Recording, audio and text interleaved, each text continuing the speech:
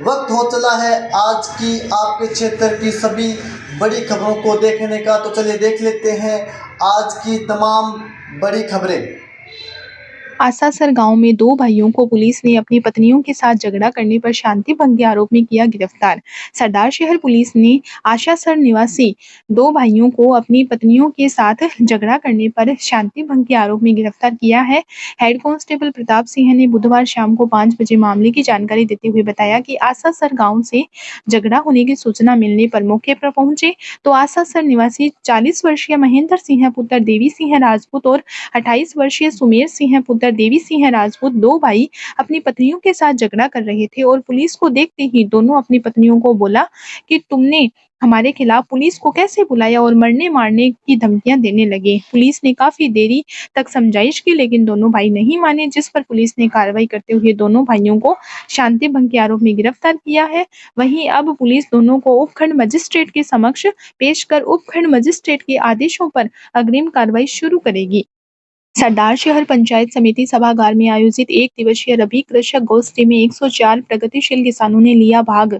सरदार शहर पंचायत समिति सभागार में बुधवार दोपहर 2 बजे उप निदेशक कृषि एवं पदेन परियोजना निर्देशक चूरू के तहत कैफेटेरिया B12 अंतर्गत एक दिवसीय रबी कृषक गोष्ठी के आयोजन में क्षेत्र की 104 प्रगतिशील महिला किसानों ने भाग लिया। डिप्टी डायरेक्टर दिलीप कपिला ने कृषकों को रबी फसलों में बीजोपचार से लेकर फसल कटाई तक की कृषि तकनीक के बारे में बताते हुए जैविक खेती को बढ़ावा देने की बात कही। गोष्ठी के दौरान किसानों ने रबी की फसल में DAP की किल्लत का मुद्दा उठाते हुए कहा कि वर्तमान में फसलों की बुआई होनी है जबकि किसानों को DAP नहीं मिल रही है। यह किसानों की उचित मांग को सुनते हुए सहायक उप निदेशक कुलदीप शर्मा ने किसानों को DAP के स्थान पर सिंगल सुपर फास्फेट व यूरिया उपयोग करने की बात कही। इस प्रकार कृषि विज्ञान केंद्र के मुख्य डॉक्टर VK सैनी ने कहा कि किसानों को कम लागत में ज्यादा पैदावार लेने की जरूरत है। उन्होंने कहा कि वर्तमान में फसलों में दवाई छिड़कने से स्वास्थ्य पर बहुत ज्यादा असर पड़ता है और जमीन पर भी बहुत ज्यादा असर पड़ रहा है। इसी प्रकार किसानों को जैविक खेती की बढ़ावा देना होगा। हरियासर जाटान गांव में चल रही 7 दिवसीय श्रीमद् भागवत कथा के चौथे दिन धूमधाम से मनाया कृष्ण जन्मोत्सव।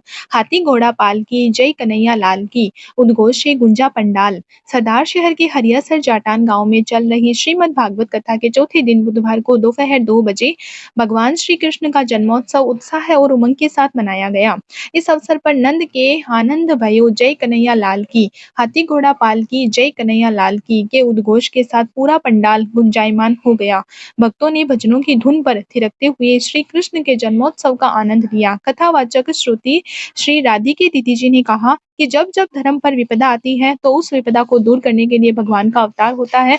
उन्होंने वामन अवतार प्रसंग में बताया कि हमारे पास जो भी है वह सब कुछ भगवान का ही है। भगवान की वस्तुओं को भगवान को समर्पित कर जीवन मुक्ति को प्राप्त कर सकता है। जिस प्रकार महाराज बलि ने सब कुछ भगवान वामन को समर्पित कर भगवान को ही प्राप्त कर लिया, उन्होंने सभी श्रद्धालुओं से गौ सेवा करने का आह्वान किया। कथा के दौरान विभिन्न झांकियों का अवलोकन करवाया गया। इस अवसर पर इमीलाल सारण, मनीराम, शंकरलाल सारण, रामकरण सारण, हरवंत सिंह, अमराराम सारण, इंद्राज सहारण, भागीरथ सारण, शीश राम सारण, राधेश्याम सारण, गोविंद राम दहडू सहित बड़ी संख्या में महिला और पुरुष श्रद्धालु उपस्थित रहे।